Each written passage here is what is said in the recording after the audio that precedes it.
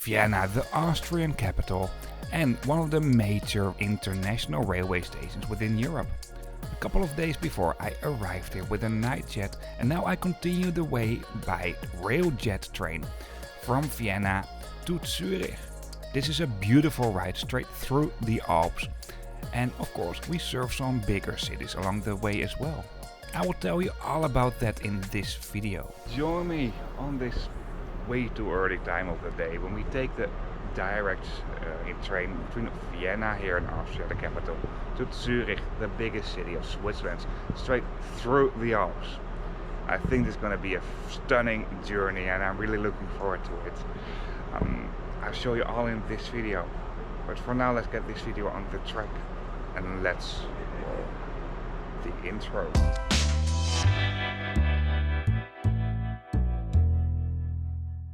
Before we dive into this video, let's take a close look at the route. We start in Vienna and we'll go along a high-speed line to Linz and Salzburg. From there on we go a little bit via Germany towards Innsbruck and also have some high-speed lines on the Austrian section. After that, the scenery is getting stunning, but the speed is reducing. Obviously there are more stops as what I show you here. We move via the small country of Liechtenstein, where we will not stop, towards Bourg and eventually in Zürich, the biggest city of Switzerland. Before we really continue with this video, let's take a closer look at the environmental impact if you're traveling on this route by train, car or plane. I have this channel to show you what it's like to travel on a more sustainable way of transportation, but it's also nice to highlight this with numbers. If you take the plane as a standard, the train is only polluting 0.89% compared if you make the same journey by plane. However, I think we should denormalize flying on these distances. And if you take the train as a standard, so the train is 100% pollution, then flying sounds suddenly much more polluting. Because then it is 11,231.25% more polluting than taking the train on the same route. I'm just saying it's just how you look at these numbers, but these numbers are a fact, and sometimes I even get these comments of people who don't believe in climate change or they think it's a hoax. Well, even if you think that, I think you have to educate yourself, but that's another topic. Just look at the amount of energy resources that are needed. Those resources are not unlimited either. Anyway, for now, we just really start with this video. 2 days before, I arrived in Vienna by night jet sleeper train from the Netherlands. There will be a trip report about that as well. And around Vienna, I've shot some trip reports on regional international train connections, because this channel is about international and or long distance traveling. So that ticks the box. Like always, we start off with the railway station review of Vienna main station, or Wien Hauptbahnhof as it's called in German. And this station is huge. I'm doing my best to not spend too much time on it. However, when it comes to the importance of this railway station on the international level if you're traveling by public transportation within Europe, you can't go around Vienna main station. From here on you find not only trains to lots of places in Europe and of course in the region, but also buses. Right next to the railway station there's a rather big bus stop, where you find quite some international long distance buses as well, including buses that are being operated by RailJet, what is also a railway company that is serving this railway station. However, we shouldn't spend too much time on the bus area. The buses are located a little bit more at the side at the front of the station. Actually, there's a rather big road between the real front of the railway station and the bus station. If we are moving closer to the front of the railway station, there's another bus stop for mainly city buses. And there are some spots where you can park your bike, but probably if you watch this video you're not really interested in that. A tram stop is also located near here. And access to the underground or the metro of Vienna is also very easy at this spot. Vienna has several bigger railway stations, and this is probably the most important of all. It's called main station, translated to English, for a reason. This here is the underground station, so for the metro. However, the S-Bahn trains, what are the suburban trains, do also depart from a section in the underground. I'll show you in a bit. Vienna main station only opened in 2012 and it was fully opened in 2015, so it's a rather new station. The S-Bahn trains, what are the suburban trains, do depart from track 1 and 2, what are located underground. For this trip, I was traveling with the use of Interrail. Euro is basically the same if you are a non-European. And what I like about the S-Bahn trains is that you can also travel on board with the S-Bahn trains if you have Interrail or Eurail.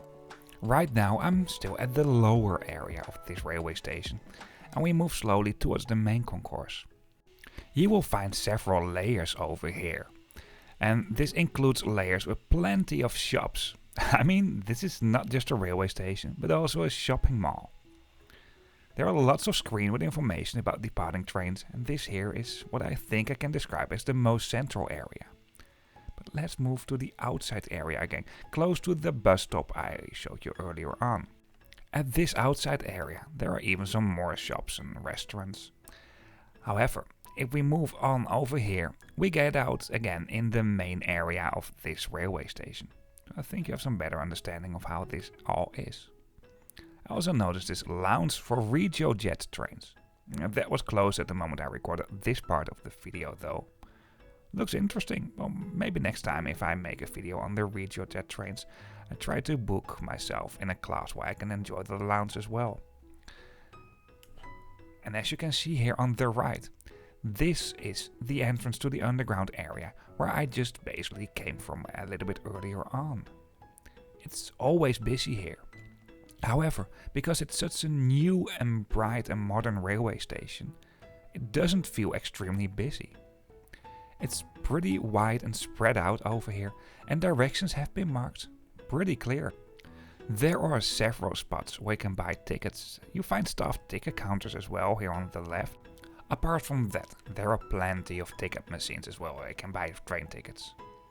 However, especially for long distance trains, tickets are pretty often based on demand, so I advise you to not book your train tickets last minute. And also for some long distance trains, seats can be reserved, so it would be a pity if you book last minute a train ticket and there are no seats available anymore.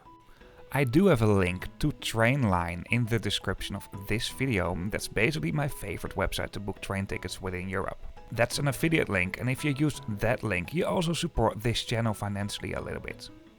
But apart from that, I really like Trainline. For example, a couple of years ago I made a trip from Innsbruck to Vienna. And back then I thought I'm gonna be wise, I'm gonna use my trick with foreign train tickets to book tickets to another country than within Austria and see if I can find cheaper tickets, but that didn't succeed. However, when I looked on Trainline I noticed there were several companies operating along this route. Also Westbahn. What gave me another great excuse for a video on the Westbahn trains. By the way, the Westbahn trains do not depart from here, but from Vienna West railway station, so Wien Hauptbahnhof. Within this railway station, there's also a lounge for the ÖBB trains. And lounge access is pretty easy. Most first class tickets do gain access to the lounge, and also if you travel on board of the NightJet or other sleeper trains, if you stay on board of the sleeping accommodations, so not the couchettes, you also have lounge access. Of course, these rules might change in the future. One last thing about tickets. If you book your ÖBB ticket, so the Austrian state-owned railway company, don't print out your ticket straight away. Because somehow, if you request a PDF file, even if you have flexible tickets, you're not able to refund your ticket. I hope this is something that will change in the not too far away future, because the ÖBB is the only railway company where I know that they have this really inflexible rules. Or maybe I should say technical limitations. Since quite a lot of foreign companies, railway companies I mean, do sell the full flex tickets, so the full fare tickets. If you buy a ticket that is fully flexible and has the full fare, might be interesting for this reason to book those tickets via foreign railway companies like the Dutch state-owned railway company NS. Although this only counts for day trains within Austria. Anyway, let's head back to the main concourse where I just was as well, near the big screen and all the ticket counters. The shape of this railway station is basically like a kind of a T. Well, it's not that black and white, but basically, and the front of the railway station, you find the main concourse that's in the same length as the tracks, and right here you find an underground passage with lots of access to the platforms. Over here you even find several levels, because it's not only this level here where you find access to the platforms and some shops, but at the lower level over here you find a lot of shops. And this even includes some express supermarkets, but also a fully equipped supermarket like you wouldn't expect normally at the railway station that's located at the lower level over here. I mean, I like that these commercial areas are all in the railway station. It's not that you can just buy some things if you forgot something for your journey or just in case if there's no dining car. But also, these commercial activities bring some extra life to the railway station and also provide more social security. What's also really nice, so you make railway stations a nicer place. And personally, I try to spend my money as much as possible in and around railway stations for this reason. Right next to the underground passage where you find access to all the platforms, there is another tunnel, and between those two tunnels there are quite some waiting areas where you find some screens with displays that will host information about departing trains as well. And let it be no surprise, over here you will find more shops. Also, several car rental companies are located within this railway station. Most connecting buses and trams from here do depart at the area I showed you first. However, there is another tram stop that's actually a little bit hidden. Because if you go from basically any platform apart from platform number 1 and 2, a little bit more to the back, you end up at this area over here. There's another tunnel right under the tracks. And over here you find a tram stop as well. And obviously access to all platforms. But there are no shops over here. However, just like everywhere before you go to the platforms, there are clear screens that will host route information. I like Vienna main station. It's a modern, nice railway station with good information and signage. I think it's basically one of my favorite railway stations. The platforms themselves are not that special, to be honest. There are some waiting areas, both in and outside. And there are some vending machines where you can buy snacks and drinks at most platforms. And the platforms are relatively long. What's perfect for long trains, like for example the RailJet that was here on the right. However, for some smaller trains that do consist of some carriages only, these platforms are huge. So also mind from what area of the platform your train departs from if you take a train from here. Now let's move on to the early morning when I took this train. Around the railway station of Wien Hauptbahnhof or Vienna main station there are quite some hotels.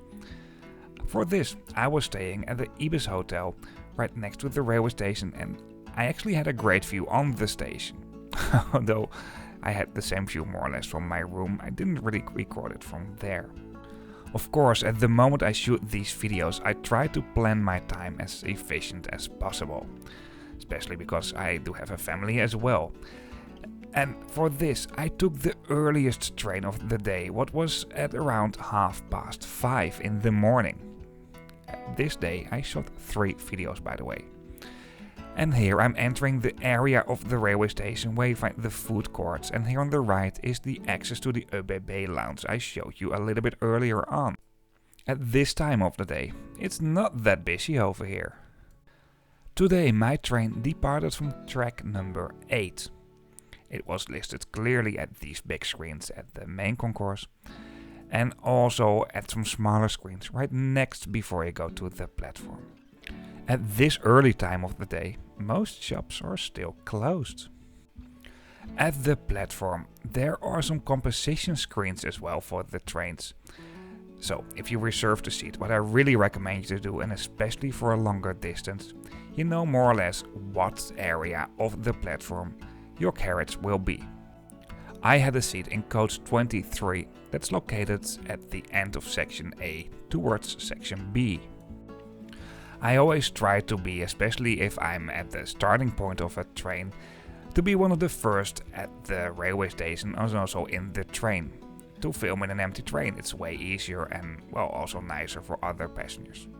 However, our train showed up a little bit too late actually. And this is gonna be a busy train ride for the entire journey. Actually, only the first part of the journey from Vienna to Linz was not that busy. Anyway, first things first, and let's go to my seat. And for this ride, I'm the man in seat 61. Before I show you the interior of the train, let's take a closer look at the exterior for our train for today. We were traveling on board of a RailJet of the first generation. At the total front or back, depending what way the train is moving, you will find the so-called business class. This is a special area in first class. And after that you will find the first class that has been mentioned first. And there's also number 1 at the doors at the moment you move into the train. There are some special zones, like a quiet zone for example, and this has also been marked crystal clear at the exterior. This place, right next to all the entrance doors and all carriages, do host some route information. So the route, the train number, stops along the way, and also the carriage number. The dining car is separating the first from the second class. And second class in these trains is called economy. Personally, I would say that calling it standard makes more sense because it is standard class and most seats can be found in this area. However, if you call it economy, the other classes sound definitely more fancy. Also, the areas, for example the quiet zone and the family area, have been marked at the exterior of the train. These are the first generation RailJet trains. Actually, I already have 3 other videos on board of these trains and I haven't covered the newer RailJet trains yet.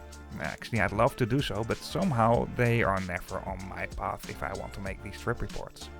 Or at least not in the routes I'm planning. These first generation RailJet trains have been in service since 2005 and they are more or less halfway their lifespan.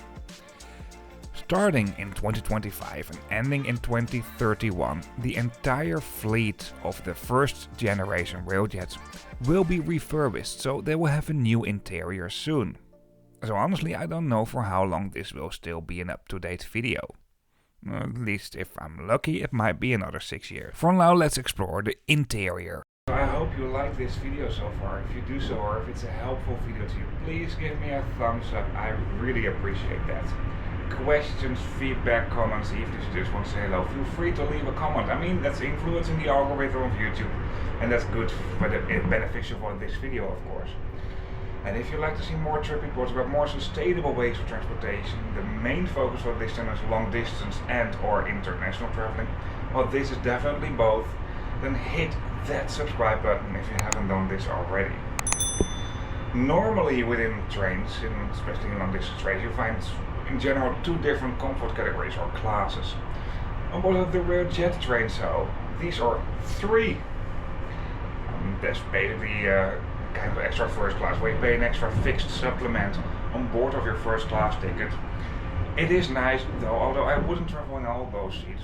But if you make a long journey, like from Vienna to Zürich or the other way around, and you have the nice seats or you're with the amount of people where you can book the best seats possible, then I think it's definitely worth the money. I'll show you all in this video. For now, let's discover the train. And in general, it was rather busy during this journey. However, the first leg, basically between Vienna and Linz, it wasn't that busy yet. The train makes one more stop at the railway station of Wien Hbf, that's another railway station in Vienna, before we move to Linz. And this was the quietest moment I had, so the perfect moment to film the interior of the train. Although I will combine some shots with some shots I shot earlier on last year in a RailJet train. The quiet area has been marked crystal clear in the standard or economy class, just how you want to mention it. This has been marked on the headrests and also at the moment you move through the train at the doors. This here is a part of the regular standard class, or economy class as they call it here. However, as a soon-to-be father, I like the area that's coming up next, and that's if you're traveling with kids. Over here there is some space for push cars and you have a kind of a cinema over here. Honestly, I don't know how much I like this, because I like to reduce screen time as much as possible for my kids. But I guess in a way it's nice. I will find out in the not too far away future, I guess. At the tables near the kind of cinema, so in the kids area, there are some board games as well you can play. You see this more often in trains. It's not unique, but it's nice. Also on the headrests, it has been marked crystal clear that this is the family zone. It's not very big though. Luggage can be stored in, of course, the overhead luggage racks. But because these are long distance trains and people just travel with more luggage on board of these trains, you do find dedicated luggage racks as well within the open compartments. For those traveling with the bike, you can do this as well. However, keep in mind that a bike reservation is obligated if you are traveling with your bike on board of these trains. And along some international routes, also a seat reservation is obligated. Even though that might be seasonal in some situations. I think it's a bit strange in a way that the quiet area is not at the total back or the front of the train, but at the back or the front of the train you will find the family area. Well, if you walk through the train, you go via the quiet zone, what is a bit strange. Anyway, some more space for push cars. I really like this. And, well, if there are no push cars here, this can be used for extra space for luggage. A toilet that also includes a diaper changing facility is located right next to the family area, what makes a lot of sense to put it over here.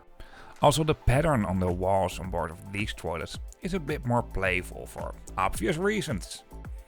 I really had to combine some shots I shot on an earlier trip I took these trains with the shots I made during this train journey, because it's rather busy. As you can see in the shots where the people wear the short sleeves, what was in summer when I made this journey.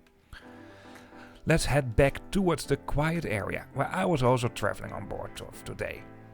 And as you can see, this has been marked crystal clear at the moment you move through the train and also on the headrests. And I really like the fact that at least when I made this journey, people also kept quiet here. There is a mix of seats facing each other and airline style seats, where most seats are airline style seats, like that most. But at the moment the seats do face each other, you'll find the sturdy table in between the seats and you can make it slightly bigger. At the side there's a small litter bin, and all windows on board of these trains do have a sunscreen. Reading lights are integrated within the luggage racks, by the way. I'm a big dog lover. And yes, I love to see dogs on trains. It makes my train ride more fun. But there are no dedicated pet-only areas on board of these trains. What is a kind of a pity actually, because I'd love to see this as well. I mean, some people are allergic. In Scandinavia, they have arranged this very well. Honestly, the only reason why I didn't went to a shelter to pick up a dog so far is because we are traveling too much. We do have a cat though, and cats are more independent when it comes to this. Also from the shelter, by the way. It's the cutest cat ever, but this is what I guess a lot of people would say about their pets. But we don't talk about pets in this video, we talk about trains and more sustainable ways of transportation. So let's focus on that topic. Most seats do come in the airline style composition, and I like this most, especially for economy class as they call it here, or standard or second class, how I call it myself.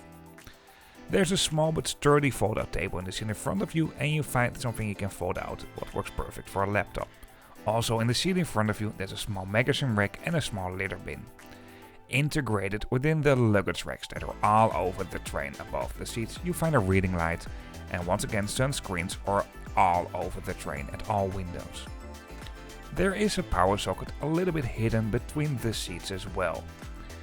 There's one power socket per 2 seats in standard class or second class.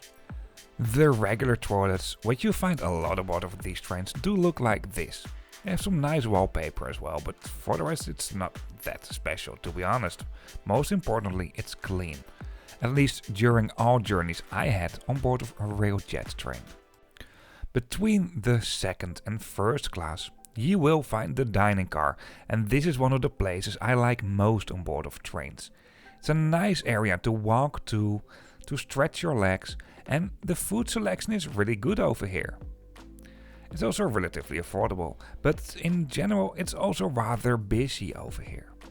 If you are traveling in first class and especially in business class, you can be served at your seat.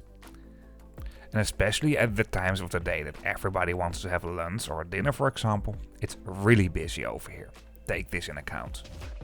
Right next to the dining car, you will find the accessible area in first class. And as far as I know, also the only accessible area. Close to this point, there's an information point as well. In general, you can find train staff there. And close to the information point and the accessible area in first class, you will find, surprise, surprise, the bigger accessible toilet in first class as well. This is the other toilet that can also be used as a diaper changing facility if you're traveling with a little baby. And if you're traveling in first class, honestly I think the accessible area is best if you're traveling with kids as well, because there's more space to move around and also more space to put a stroller over here in this area. Even though you have more space in first class in general. By the way, information screens with route information can be found all over the train in all classes, at the vestibules, the ceiling and also at the end of the open compartments.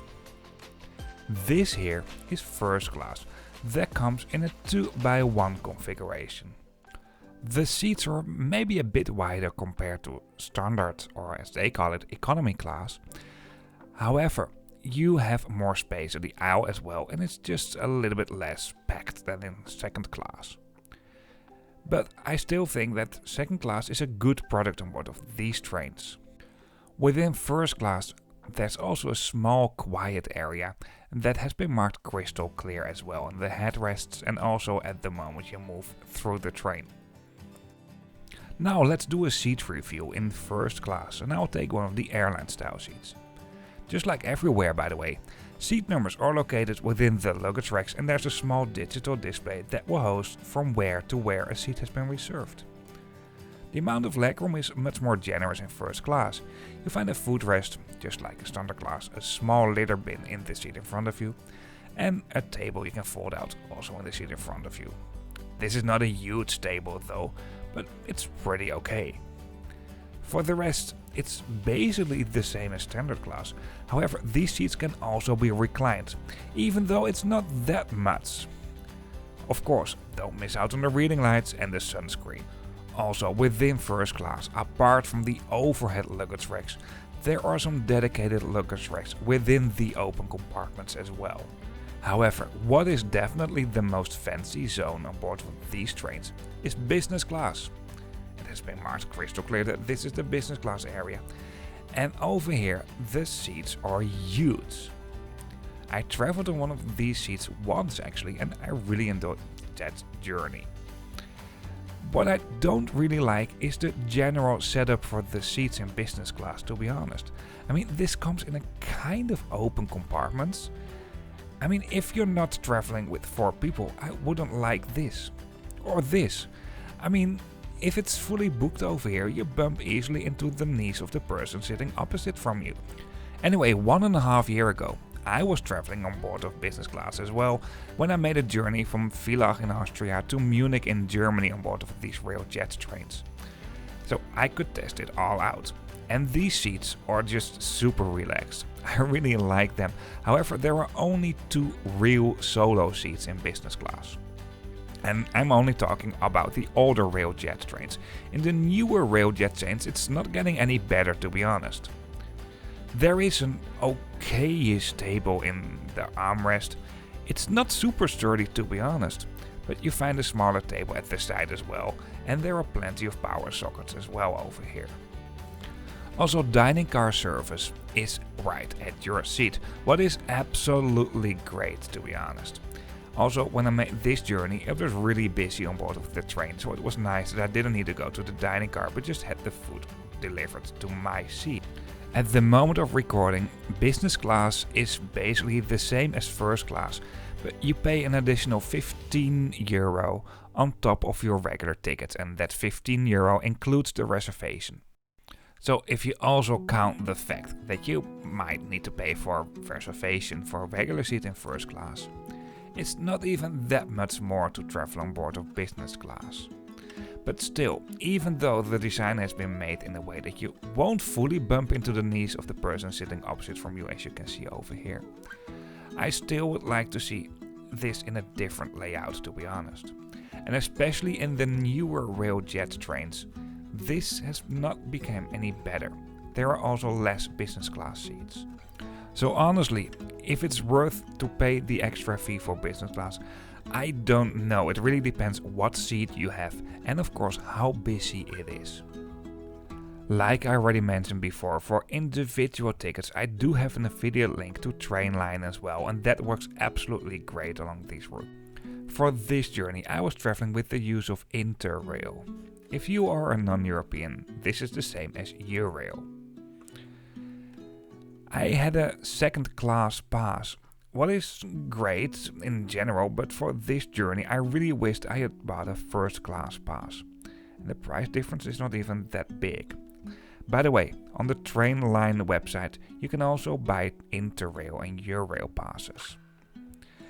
Anyway, because it was rather busy, I actually felt I was sitting on the wrong side of the train when we had the most scenic parts. And no, the most scenic parts are not the part I show you right now, because this is along the high-speed line between Vienna and Salzburg. If you're traveling here, Austria doesn't feel like a country in the Alps, but more like a nice country with some cute little hills. What's definitely not the case for the biggest part. Anyway, in any normal situation, right after Salzburg, the train will head into Germany and cross a small section of the railroads within Germany towards Innsbruck. However, on that part there was a construction work going on, and for that reason we actually took another route what was way more scenic, and I really enjoyed that as well. However, this also added up 1.5 hours on the total travel time. I already showed you some views from the train, and this is still along the high-speed line, so the least scenic part. However, one thing I haven't mentioned yet, free Wi-Fi is available. This is not just an internet connection, but also an onboard entertainment and infotainment system, so you get some route information obviously, you can read magazines, watch some movies, etc. The onboard Wi-Fi system is, by the way, based on the mobile signal as well. So if there's not a good mobile coverage, it doesn't work that well either. Train traveling within Austria is a pure pleasure. The Austrians are really investing a lot of money in their railroad system, and they're really punctual in Austria. Also keep in mind that if you want to invest in 1 kilometer of railroad line within Austria, the investments are in general bigger than if you want to do this, for example, in a flat country like the Netherlands. And there are definitely some mega projects happening right now in Austria. Also for cross-bordering travel, this would have a big impact. And with so many neighboring countries, what's not that strange if you are a landlocked country, finding international trains from and to here isn't that difficult either. Anyway, over here, our train is arriving at the railway station of Salzburg main station. We covered about 1/3 of the entire distance in just under 2 hours. However, the best part is yet to come, and it's way slower but definitely way more scenic. So for the last bit of the video, I will just show you the views I had from the train, and once again I was sitting for the biggest part on the wrong side of the train. So in reality it's way more scenic than what I show you here. By the way, I also recorded the views from the train for the Trainviking Passenger POV YouTube channel. I think I will publish this later on this year. Just keep an eye on that channel for that video. It are the views from the train for the entire ride. But for now, just sit back, relax, and I'll be with you at the end of the video.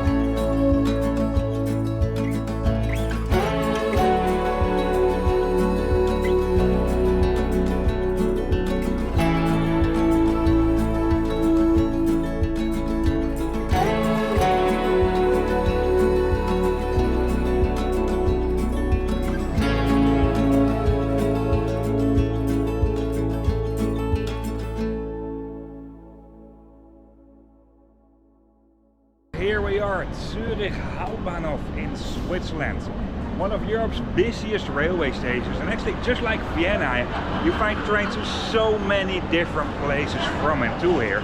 It's a true train hub for European railway traveling. I will take another train from here to Lausanne. There will be a trip report on that as well. I won't feature this station, I guess. I already did it twice, maybe briefly. I don't know, that's for another video. Anyway, I hope you liked this video or this has been helpful to you. If so, please give me a thumbs up. I really appreciate that. Questions, feedback, comments, let me know in the comment section. And if you'd like to see more trip reports about more sustainable ways of transportation, the main focus for this channel is long distance and or international traveling. But this is definitely both. Then hit that subscribe button if you haven't done this already.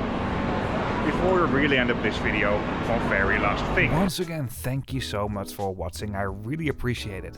If you made it all the way to this point in the video and you haven't subscribed yet, you really might consider to hit the subscribe button.